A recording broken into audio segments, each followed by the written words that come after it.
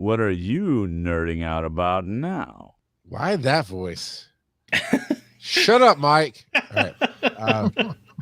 All right. So Brit Floyd, what is this? Is this like some very bad backyard cover band of Pink Floyd? That's all English slang. It is a cover band of Pink Not Floyd. in the wall. But it wasn't backyard. We were in a pretty large auditorium last night. All right, Mormon, define pretty large. I don't. Let me see how the Tivoli. Oh man, it hold like 250 people, man. I was gonna say 200. This place is huge. Oh man, so I mean, it was. I'd guess. I don't know. I'm so bad at guessing sizes. Okay. So the Tivoli can hold about 2,000 people. Oh, that's a decent size. That is definitely a decent size auditorium. So what yeah, kind they of had, music? It was Pink Floyd. It's a Pink Floyd cover band, and so they had a laser show and everything, and it was good. They did good. What?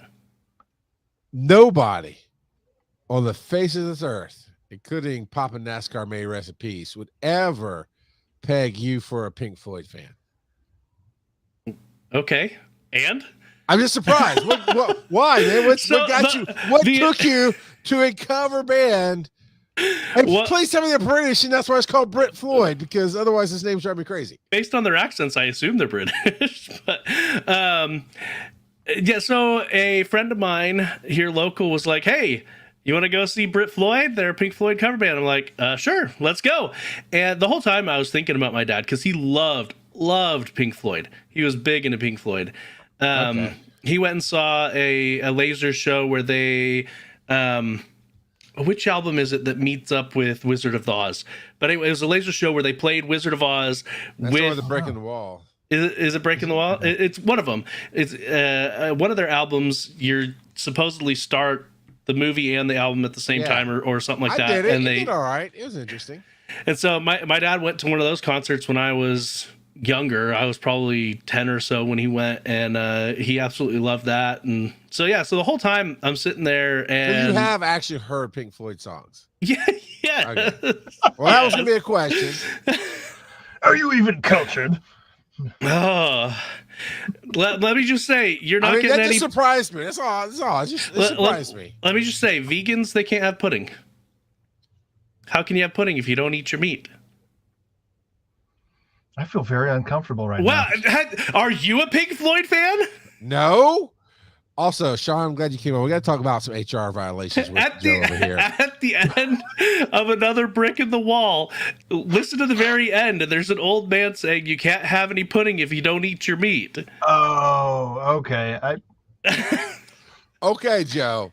So nobody else would take either one of us as Pink Floyd cafeteria fans either. You know. Oh man! Like it puts the lotion on its skin. But it was a lot of fun. So it was real good. Good time. How was the smell in the air? Is my real question. There wasn't, like, you're probably wondering, like, I didn't smell any substances, if that's what you're getting at.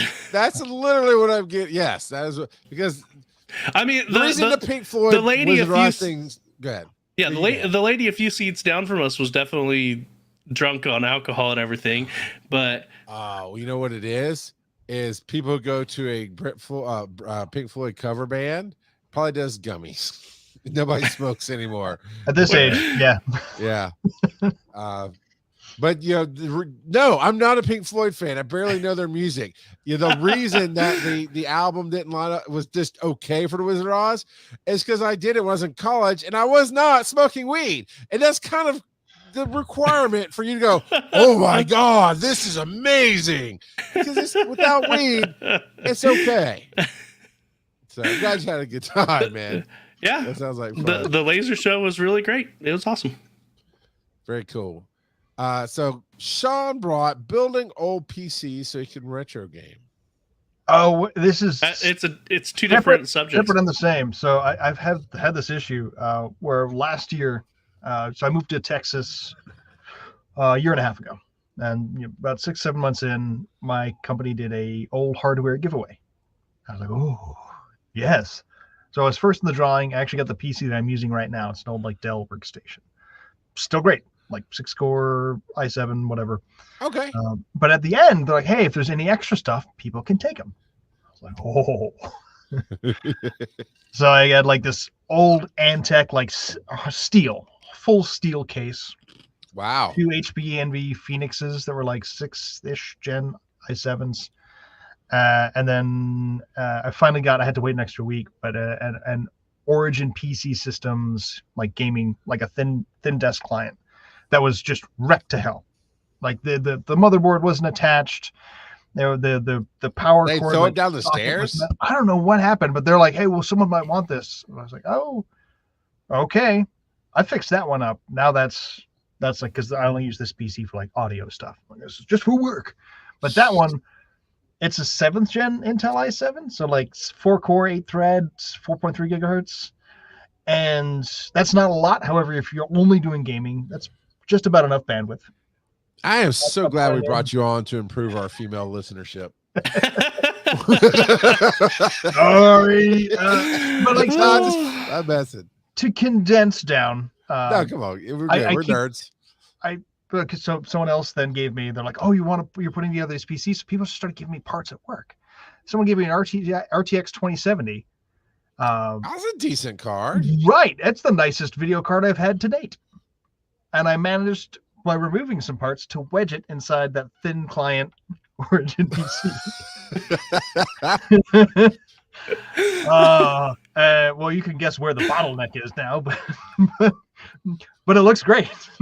And so I've been doing stuff like that. I have a wooden open air PC case that I built a while back that I'm currently turning into a dual boot system for Windows XP and Windows 7. And I actually got a PCI, basically like a card slot switch. That's a power switch to turn on different hard drives at different times. So I can turn on 2 hard drives and do my Windows XP with an extra drive, or to turn on the other 2 and do Windows 7 with an extra drive. Interesting. And that one's was it a Core 2 quad processor? So like the last series right before they would switch to the I labeling of the Intel Core I series. And then actually this one I can show the camera. So is it your patrons can see the video? Anyone that goes to our YouTube can see the video. So this is a Toshiba T2000SX that I actually completely gutted, put a new screen in. It's running a Ryzen 5 4500X. So you really just have a shell. Everything else is a new computer. I tried to save the keyboard so bad. I actually got a Teen Z. I learned Python to try to figure program it. The keyboard was dead. Joe, what is Python? It's just a programming language, It's often like used for web interfaces. But no, there's an entire community that makes sleeper PCs like that. They find clunky shells that look like they are generally pretty old, and they put new hardware in it, and so that people are shocked with how much performance they're getting out of these awkward looking machines. It's a whole community. I've looked at some of the stuff that they've put in and that they've made, and I'm like, wow, that is incredible. I blame it on Hackers a little bit, the movie. Yeah. That came out when I was like 12 or 13, so it was very formative. And like, I need a cool PC from that age that looks like that, but also doesn't run Windows 3.1. Yeah. But That's slightly different than the story I heard maybe last year, where somebody, just because they could, they somehow got Doom on something that shouldn't be on, like a Tamagotchi or something like that. And something that is a common occurrence where people put Doom on anything they can. Yeah. So there's all kinds of weird machines that people have gotten Doom running on it, which I think is pretty cool. So do you use those PCs for the retro gaming, or you just like retro gaming? Both. So the Toshiba one specifically, and I want to say it was an MIT student or a Stanford student a year or two ago, came out with a an insanely good Windows 98 emulator, like to the point where not only does it like emulate the system or the you still get the blue screen of death just emulated. Well, but it can take calls to your current video card and processor and translate them into Windows 98 era commands. Oh, So you can natively run off CD-ROM your old CD-ROM games, which I still have all of mine. I have the original Duke Nukem. I have Hexen. I have Lemmings on CD-ROM. I have like all these old games. So I have, yeah. I was like, so that's what that Toshiba is specifically for that. It's a little too much power, probably just for doing that. But since it has that why not? shape and size, and it has that 7-inch screen, which what else is going to fit on there? Except old resolution games. Right. But I also am terribly obsessed with all the Android handheld retro gaming stuff that's coming out. And I spend too much time. Luckily, I try to work out while I'm watching videos and reviews of these things. I think it's amazing. I have like the PS1, the little mini PlayStation system that came out a couple years ago, and I hacked that. Yeah, the commercial one. Yeah. So I hacked that and loaded that up with a ton of ROMs. I've done it to my phone. I have an Ouya that I'm about to hack. All my 3DSs and 2DSs in my house, I've hacked for retro emulation. And I mean, I keep looking at the handheld things coming out. They just came out with a really cool clamshell Game Boy SP looking. Is it Embernic? I want to say it's RG35XXSP. I know I can fill the whole room. I don't know what that was. I'm old. No, that's just the model number. So it's they literally put the SP at the end of the model name to be like Game Boy Advance SP, but is. But not. I gotcha. He stands for I'm special. I was looking around because when I cleaned up my studio a week ago, I still have the original Orange Box collection box with the disc in it, which I kept just because if you know, right? And so a lot of times they'll end up behind me on the shelf, so you just see, hey, is that an Orange Box back there? It's like, yes, it is. It's the actual Orange Box. So that's the one thing that bums me out. That's why when I was making notes, I put retro gaming in quotes, because I've been building, and Joe mentioned it. Like I have a bookcase that's all my old game systems. They're mounted on the side of the wall, both sides, in the middle. I've made stands, so all generations of the PlayStation, including the PlayStation 1, the PSP, all the Nintendo game handhelds ever. But partly it's just because so I can organize my stuff, and also I need to play games that I have a backlog of. But at this point, they're still new to me because I bought them when they were new. But now when I talk to people at work, they're like, oh, those are retro games. Yeah. Shut up.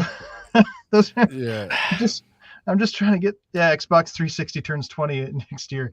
I still have the Halo edition of the original Xbox. Hold on. Stretch. I had the Halo edition. It died on me. Look at that. Yeah, I mean, again, like I'm just trying to organize my stuff. Like I never finished Crimson Skies or Kung Fu Chaos, for that matter. There's probably you got Halo 2, the steel box. Is that what that is? Yeah. There's probably people going, man, that's so dumb. You bought them games. Yeah, go look at your Steam library. You know, everybody who's a gamer that has a Steam library always has well, I've got too many games that I can't even play them, and so on and so forth. So it's like, yeah, no, we all have our thing that we do. Look, Linus had a safety blanket. I have safety video games. Halo 2, I just played a couple weeks ago with my kids, so it's yeah. I tend to just be in the moment. I have all digital copies of everything I own. Like, well, if the servers go down, okay, it's fine. I'll buy it. Like the Matrix, I bought the Matrix on DVD, all of them. I bought all of them on Blu-ray. I bought the special collector's edition with that had Matrix 1.5 in it because I wanted to watch that, which favorite documentary ever. And it had the bust statue of Neo, and which I don't know what that is anymore. But yeah, well, if my digital goes away, I'll buy the next version somehow, some way, and do that. So I don't mind. But I know a lot of people do like their physical media and those kind of things. I like the physical copies, and now that's the nice thing, especially with DVD and Blu-ray. Like I said, I bought DVD and Blu-ray stuff for the first time in a while last week when it was at the thrift store, but I got all the Harry Potter movies for $4. It's the entire collection.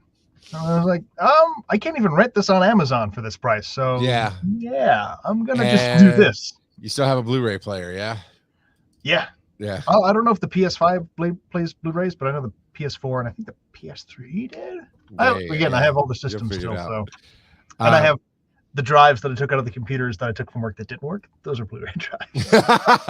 Well, and when Blu-ray first came out, it was basically more affordable to buy a gaming system than a Blu-ray player. Oh, for sure. Yeah. Yeah. Oh, absolutely. My first Blu-ray was a PlayStation, I'm pretty sure. Yeah. But it's funny how things come back around. So my youngest daughter, we went to an estate sale for a movie set, and for I think $30, she bought this TV that was obviously a prop. It's a cabinet TV, CRT, and but it's a little bit more modern. It says color CRT, and it's got little digital buttons instead of a clicker on it, but only has the RCA inputs, right? Or maybe a coax cable, but of course, PlayStation won't order that. So I went and order for like $30 an adapter that's powered that lets me go HDMI into the one end, and the other end is red, yellow, white into the TV, and it works because my daughter is my daughter. She's curious. She wants to get into things, but she doesn't separate old from new. So she wanted to play it's a PlayStation 4. I've got the PSVR on that. So she wanted to play the PSVR, but have it show up on that TV. And well, that's kind of cool. I dig that. So she did that. And then we went to GameStop, and for $40, I think she got 4 games because it was like 4 for $40 sale or something like that. And she picked out games. But then I'm asking her about it. I was like, how are they? What are they? She's like, well, this one I can't read the screen. It's like, yeah, welcome to our world, baby girl. That's why when you see the retro games, you're like, why is there only 4 words and they cover the screen? This is why. And then I showed her, I flipped it over. The PlayStation was on I have a little $100 flat screen on the wall for her, right? It's HD, that's the high end, whatever. And it's like, so now the PlayStation's on that, so she can read the instructions and stuff of the game. And she has a Roku on that TV. And at certain angles, you cannot read the menu words. It's just blurry. It's just, but she loves it. And she's having a blast. So CRTs, there's a lot of people who are scooping them up. They've actually gone up in price if you've got a decent CRT, because they want the old feel for their video games. And there's some video games that you cannot play with original hardware on newer TVs, like Duck Hunt, for instance. You can't play that on newer TVs. This is the way the light bounces back. Because it takes into account, it was programmed to take into account the curvature of a CRT. So I'll say it. Yeah. I would say like a lot of games were made specifically for how CRTs drew lines for the picture. Yep. Yeah. They only look correct or the way that you remember by using a screen like that. My birthday present this year was a retro tink, basically upscale. Oh yeah. So I could play GameCube in HDMI, and that was, I mean, they're not cheap, but at the same time, it's like, great, I can actually see now. If I use a projector, I can see what they're saying in this game because it was made to work with scan lines. Right. Yeah. And usually, and I think that one does too, has a lot of different video settings. You can be like, add in the scan lines, take out the scan lines, have smoother graphics, and so you can tweak it to whatever your preference is. Yeah.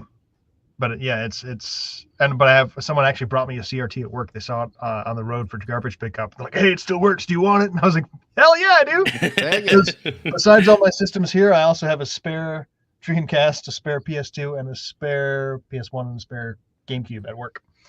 And just for anyone that walks by my office, be like, hey, you want to play Mario Kart Double Dash? You have a CRT TV? Like, I do, and I can't move it because it's too heavy. What I need to do is go find Family Matters and have her watch it off the Roku digitally, but on that TV where it's meant to be seen that way. I'm like, there you go. That's how that's supposed to be watched, baby girl. Just sit down and do that. You're all right. But we could go on. But mine. So I talked about the game solo leveling and how I had every time I laugh, it's more or less because Sean's pulling a bit and it's awesome. I saw the advertisement for the game. I downloaded the game on my phone. I liked it. I was really into the story as they told it in the game. And then I stopped playing it because there's a lot of autoplay to it, which is great. I just don't have the time. And it caught me enough. That's like, I really would like to enjoy this, and I'm not sure how much of the game I can enjoy without the show. So I went and found it on Crunchyroll. I have the free what am I trying to say? Subscription. The free version, yeah. Yeah, the free You have a version free of account. Crunchyroll. And so I've been binge watching Solo Leveling. It's so good. I don't know what it is about that type of world where it's still the modern world, and yet you brought some D&D into it, like with these gates that open up to other worlds, and it unlocked in humans certain ones, hunter abilities and this and that to go fight the magic. So it didn't like totally make a new world. It's our world, but it's this. But then you got this interesting third layer in there of only the solo level, right? Is that he's got some kind of video game, almost like he's the character in the game, but nobody else can see the screens, and he gets missions, and he gets leveling up that literally changes him. Like he dumps a lot of early on, he dumps a lot of into his strength stat, and he like gets abs and different things and gets strong. But the rest of the world doesn't understand it, and he doesn't understand it. I don't understand. I'm only 6 episodes in. I don't know why it's going on, but it is just something about that one that I'm really, really loving. Yeah, no, it has gotten a ton of praise, and especially even the dub voice actor for the main character. He's been getting a ton of praise. There's people that He's pretty good. The finale. People were saying they actually preferred the dubbed to the subbed version to the original because of how much feeling and just emotion he put into the finale. So yeah, it's good stuff. Soul Leveling is very good. You know, that until you mentioned that, it didn't even dawn on me, but it's that the dub is very good, because I realized that it never dawned on me that this was not how it was originally created. Right? There's definitely some you can watch and go, yeah, no, I get it. It's a translation, or it's not quite matching the moment, and you can just feel it. But never even dawned on me that this just wasn't an American cartoon. I mean, I knew it wasn't, but you know, from the way the audio is recorded. So, Sean, when real voice actors do work, you can't tell. Just well, and what's neat about Soul Leveling is that's yes. Yeah. Say the neat thing, and then I'll say my thing. What's neat about Soul Leveling is it's not based on manga. It's not based off of Japanese manga. It's actually based off of a Korean manhwa, basically a Korean manga, a Korean webtoon. So yeah, good stuff. So what's your thing? Well, no, so the interesting to me thing, and maybe other voice actors, when I started learning voice acting, I was in college. I was studying theater, and back then that was right around the shift where when a lot of voice acting went from kind of a high dramatic to very hyper realistic. Like we want it to be realistic and natural and real. And the good and the bad thing is I missed that note in voice acting. So it took me a while to retrain myself. The good thing was, as specific to voice acting, is that made it more like all the other forms of acting, method acting, and being realistic and finding the natural cues. So now, yeah, to what you were saying is you shouldn't tell you're acting. Correct. You should just be yourself in this situation. Maybe find the voice that fits the character, but otherwise act like you would act in this situation. Yeah, well, and that's the thing now. A lot of voice acting, the artists a lot of times will base the facial expressions on the voice actors that are doing it. I've heard that time and time again. Yes, if you're lucky, you're right. Or famous. And that's more of American cartoon, like bigger American stuff, like Disney stuff and stuff like that. They'll base it off of that. But yeah, and you popped it up on the screen briefly there, Charles, from Random Kid. Dubbing has gotten a lot better over the years, like 100%. Yeah. Well, and localization has gotten a lot better. There is an ridiculed part of the Pokemon anime where in the dubbed version, Brock brings out these rice balls and he calls them donuts because the localization turned them into donuts. He's like, the jelly-filled ones are the best. And so, I forgot about that. Yeah. yeah, just some really, really dumb localization decisions were made, and Japanese culture well, just cultures in general, international cultures have spread so much, awareness has spread so much about them that they don't need as much localization anymore, because you can understand the culture that it's coming from. So Because we care now. Yeah. Yeah. I remember that episode, and then I remember when I figured out what that meant is, I think 10 years later I was watching Fruits Basket, and I was like, oh, they're talking about rice balls that are stuffed with something. yes. That's different. Do you like Fruits Basket? I've been considering giving it a try. I mean, I watched that back in 2011, 2012, but I liked it. I actually got a little weepy. It's a sensitive anime, but it was nice. I liked it. Okay. My last thing here before we move on is the kind of reverse of nerding out. I hate Tennessee conventions, and here's why. I've been to a bunch of conventions in a few different states. I've at most spent like $5-10 on some really cool stickers, and very rarely do I spend anything. This year I've been to 2 Tennessee conventions, and this year I've spent upwards of $50 at both conventions. And I'm sick of it, Tennessee. I'm sick of you taking my money. Last one was the beard guy. Which, he was at this one too, so I talked to him a little bit more, and he's like, hey, I still have more wares. Like, yeah, no, I still, that thing you sold me, I barely put a dent in, man. I'm good, thanks. We talked 3 minutes. Then found a great Funko Pop thing. I mean, there's a bunch of them. When I say great, I mean reasonably priced. This was $16, which is about right, and a well set up, good selection. And I found my boy. I got just the standard. I don't need any exclusive. I don't need a standard. I got my Inosuke. He's got the mask on, because they were shown on the side. I was like, I told Zoe, I'm like, if he doesn't have the mask, which they keep trying to make Inosuke statues without the mask. Stop.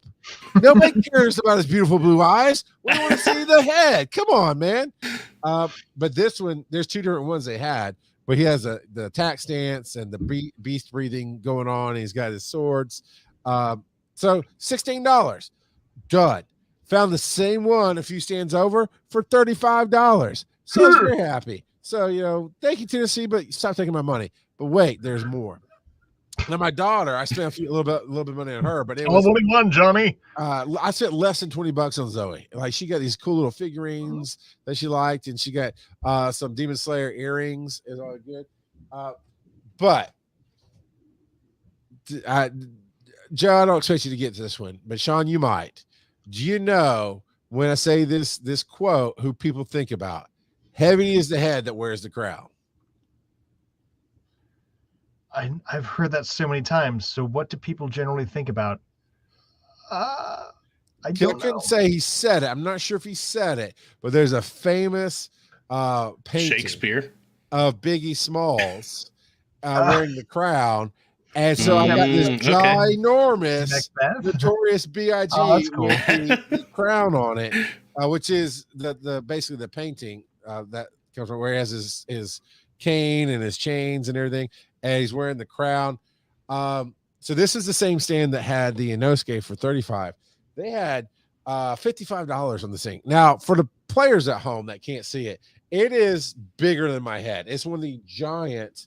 It's a Notorious B.I.G. 162 Funko limited edition vinyl figure with crown.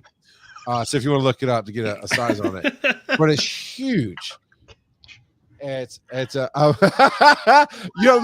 here's why. Okay, so Randall Kisses makes me think of Luke Cage. He's not being racist. There's a very beautiful scene where there's this transition of the character, and when he stands up and he's really taking this power, and you can see it. He stands out in front of the Biggie picture, and the crown is right there on his head, basically. I just made me laugh.